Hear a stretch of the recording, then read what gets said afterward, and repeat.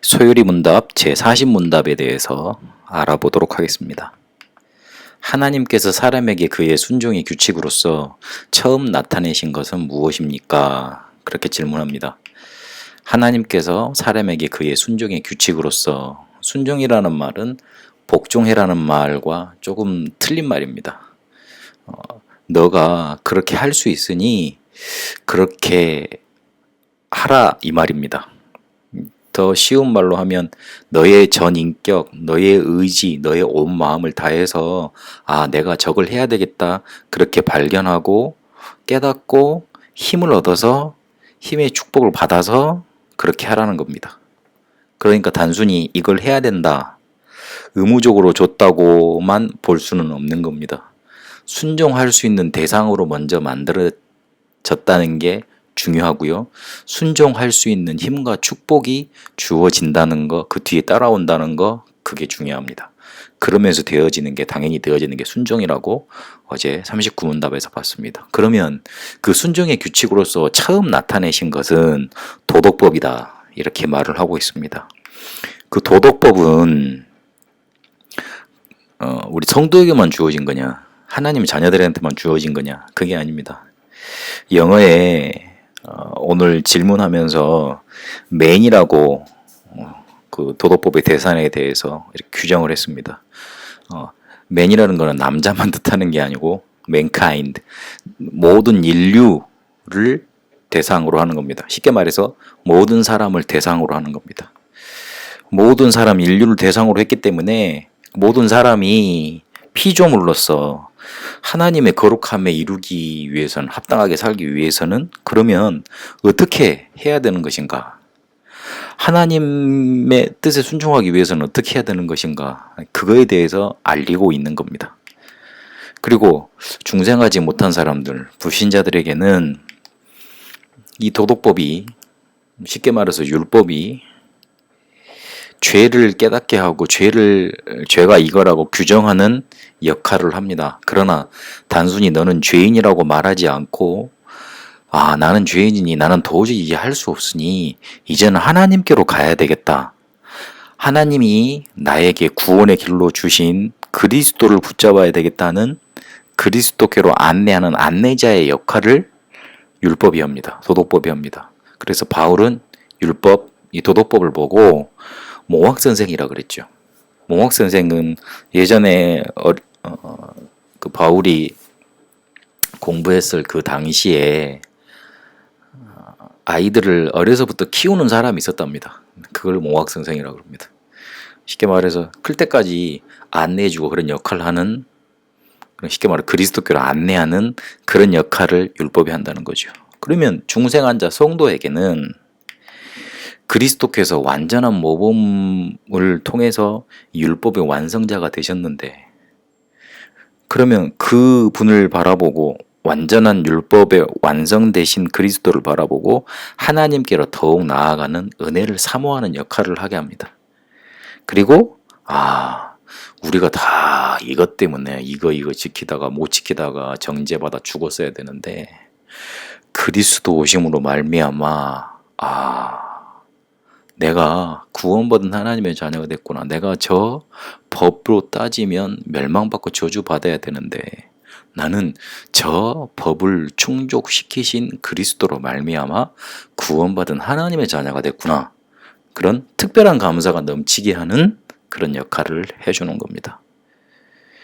단순히 법이라 그러면 딱딱하다, 어렵다, 그렇게 할 수 있는데 주신 이유가 이렇게 있습니다. 모든 인류로 의해서 하나님을 깨닫고 불신자를 통해서 불신자에게는 죄가 뭔지 알게 하시고 그리스도께로 안내하는 역할을 하며, 그리고 하나님 자녀에게는 그 은혜를 넘쳐서 감사가 넘치게 하는 그런 역할을 하는 게 도덕법, 우리에게 주신 순종의 규칙 첫 번째입니다. 그런데 여기서 조금 참고해야 될 실의 상황이 있습니다.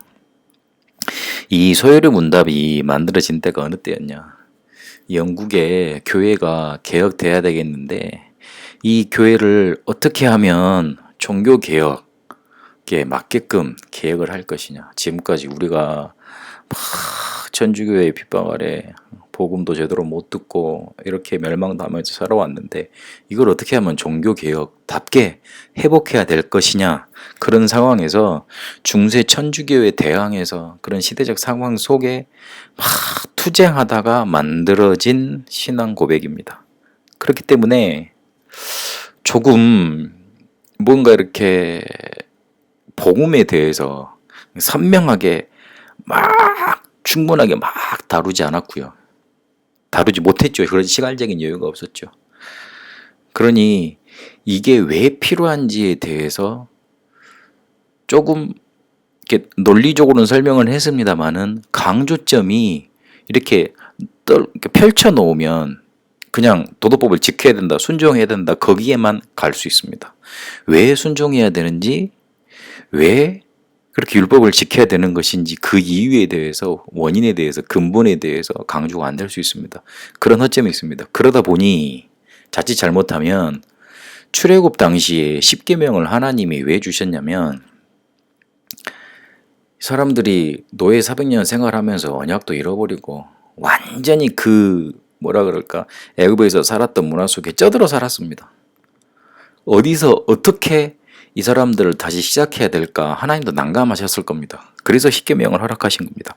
간단하게 외우고, 우리가 애굽에서 살았던 그 삶이 틀린 거였구나. 우상 숭배하면서 그 우상 숭배에 의해서 나오는 흑암 문화에 취해가지고 부모도 모르고 이렇게 가족 간에 지켜야 될 그런 관계도 잘 모르고 남의 것도 막 뺏어오는 것도 죄가 아니라고 생각으로 살았는데, 십계명을 주셔가지고 하나님 자녀로서 우리가 이렇게 살아야 되겠구나, 우리는 언약의 백성이구나 알게 하셨습니다. 자칫 잘못하면 왜 그 십계명을 주셨는지 이해는 못하고 왜 우리를 그렇게 속박해, 난 편하게 살고 싶어, 그렇게 돌아갈 수 있는 겁니다. 바리새인들이 율법주의로 빠진 이유가 그렇습니다. 왜 주셨는지 빼먹은 겁니다. 잊어먹어버린 겁니다. 강조가 그냥 단순히 이걸 지켜야 된다, 딱 거기에만 사로잡혔던 겁니다. 그래서 율법주의로 갔습니다. 종교개혁 이전과 이후에도 이런 문제들이, 같은 문제들이 계속 반복이 됐습니다. 지금도 반복되고 있습니다. 미안하지만 삶이 먼저가 아니라 기독교에게는 복음을 붙잡아야 되고, 복음을 왜 붙잡아야 되는지 그 이유에 대한 게 더 강조가 돼야 됩니다. 그래야지만 율법을 왜 지켜야 되는지, 율법이 왜 필요한지, 우리에게 도덕법이 왜 필요한지 그 이유가 명확하게 나오게 되어 있습니다. 미안하지만 삶으로 치우쳤습니다. 바리새인이 율법주의를 강조했던 거하고 다를 바 없는 시대 상황으로 돌아가 있는 상황입니다. 기독교인의 삶은 그래서 한계를 벗어난 삶이어야 합니다. 비사회적이면서 사회에 참여하지 않으면서 율법만 지키려고 하니까 세상에서 나가게 됩니다. 참사회적, 세상에 자꾸 참여하려고 그러는데 율법은 어설프게 알고 있으니 자꾸 갈등이 생깁니다. 근데 하나님은요, 우리에게 세상을 살리라고, 그래서 그 세상 속에 복음을 증거될 수밖에 없는 복음의 증인으로 만들어 주시겠다고 약속하셨습니다. 그래서 세상에 참여해야 되느냐 말해야 되느냐, 그거 빨리 선을 긋고 한계를 뛰어넘어야 됩니다. 그래서 복음 회복부터 돼야 됩니다. 복음은 요한복음 19장 30절에 보니까 모든 걸 다 이루신 완벽한 겁니다. 우리의 모든 문제를 완전히 끝내셨습니다. 완전히 사단과 죄에서 우리를 해방시키셨습니다. 그것부터 붙잡고 그 복음 속에서 나오는 삶을 회복해야 되겠습니다. 당연한 축복과 누림 속에서 되어지는 삶, 억지로 뭔가 하나님이 만들어준 율법을 지키려고 막 노력하는 삶이 아니라 당연한 축복 속에서 즐거움과 감사 속에 되어지는 삶. 분명히 다릅니다. 지켜서 뭔가 기쁨을 얻는 거, 만족감을 얻는 거, 그런 삶이 아닙니다. 하나님이 우리에게 주신 복음 가지고 한계를 뛰어넘어져서 당연한 축복 속에 이루어지는 삶, 그 축복 속에 있게 되시길 바랍니다. 모세가 기록하되 율법으로 말미암는 의를 행하는 사람은 그 의로 살리라 하였거니와. 율법으로 말미암는 의, 율법을 통해서 우리에게 알려주신 것, 율법을 통해서 하나님이 어떤 분이시고 하나님을 어떻게 섬겨야 되고, 우리는 죄인인데 어떻게 하면 그리스도를 붙잡을 수 있고, 그 그리스도를 붙잡고 우리가 어떻게 하면 그 축복 속에서 살 수 있는지, 그 축복 속에 여러분 들어가게 되시길 바랍니다.